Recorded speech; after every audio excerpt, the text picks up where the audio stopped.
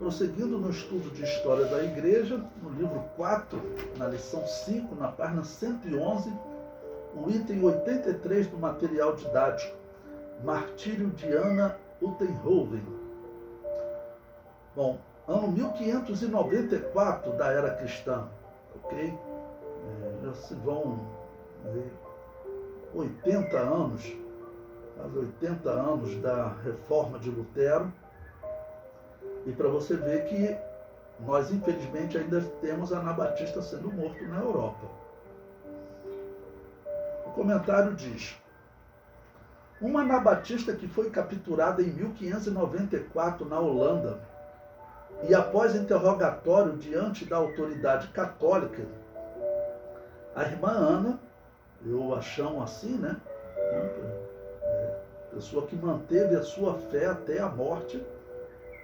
A irmã Ana se recusou a renegar a sua fé e afirmou que continuaria negando o batismo infantil. Foi lançada na prisão.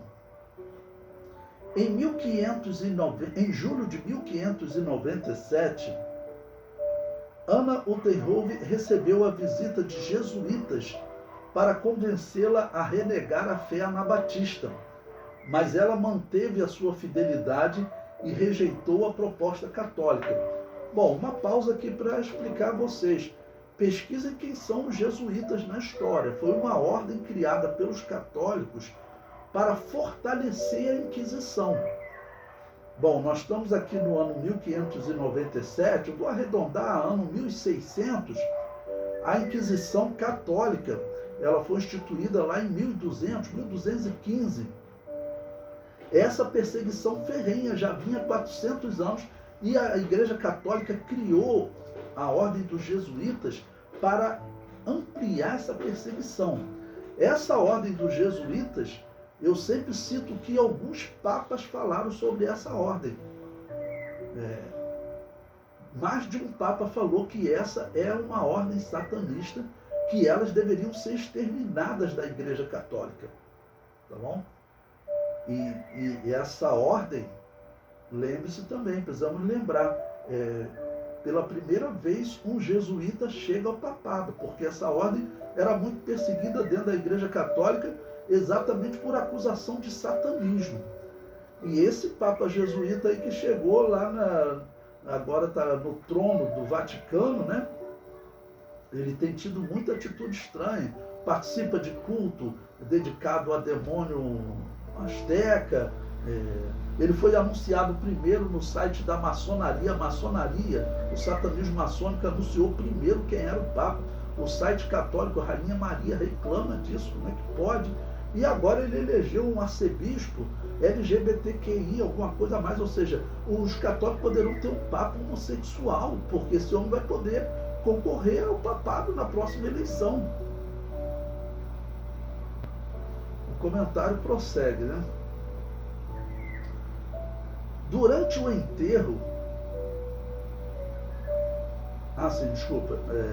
ela rejeitou a proposta católica. Diante da recusa, foi ordenado que ela fosse sepultada viva no dia 17 de julho de 1597. Vocês podem pesquisar a história dessa anabatista. Ela mudou a atitude dos holandeses, a história da Holanda mudou depois da morte dessa anabatista. Por quê? A população vai proibir os católicos e os protestantes de executarem pessoas por religião. Por quê? Eles viram uma anabatista ser enterrada viva, irmãos. O comentário prossegue. Durante o enterro, as autoridades católicas ofereceram diversas oportunidades de ela negar a fé e aceitar o catolicismo. Mas Ana continuou fiel e os católicos a sepultaram viva. A história de Ana ficou tão conhecida e a sua execução tão criticada que a Holanda encerrou com as execuções. A partir de 1609, os anabatistas não seriam mais mortos, apenas exilados ou presos. Alguns países, até como a Inglaterra, vai fazer isso. A Inglaterra protestante Por exemplo, nós teremos a história, né, do autor daquele livro O Peregrino, John Bunyan. Ele estava preso pelos protestantes, por ele pregar contra o batismo de recém-nascido. E olha que eu já vi protestante dizendo que John Bunyan era protestante. Ele estava preso pelos protestantes. Quem mandava na Inglaterra eram os protestantes. Tá bom? Até hoje são os protestantes. A religião oficial da Inglaterra é a religião protestante. E eles prenderam John Bunyan exatamente por ele pregar contra o batismo de recém-nascido. Mas ele não foi morto.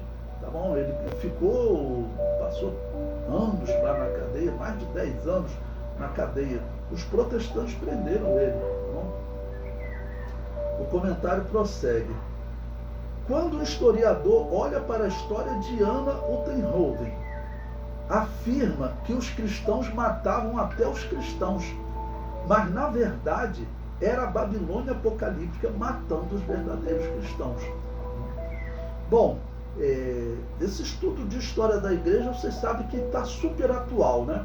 Está super atual porque nós estamos tendo exatamente um confronto, vamos assim dizer, de ideias hoje, em que algumas pessoas dizem, olha, a igreja referência era essa igreja católica ou protestante, que os protestantes são nossa referência.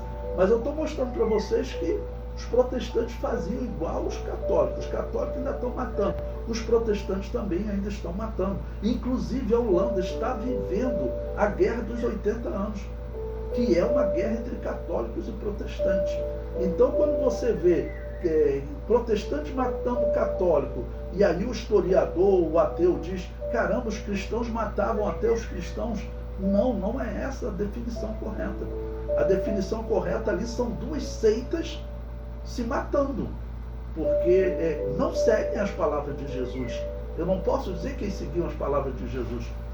Cristão não mata, cristão ele é ovelha no meio de lobos. Aquilo ali eram lobos brigando. Então, o historiador nunca vai conseguir ver isso. Por isso que você vai ver aí na história, todo livro secular que vai contar a história, ele fala o seguinte, caramba, o cristão matava cristão, quando na verdade nós sabemos que não era. E aí, quer dizer, quem tem que esclarecer isso para eles? São os evangélicos. Os evangélicos têm que dar resposta. Olha, nós somos cristãos, nós nunca matamos na história, isso aí era uma luta entre católicos e protestantes.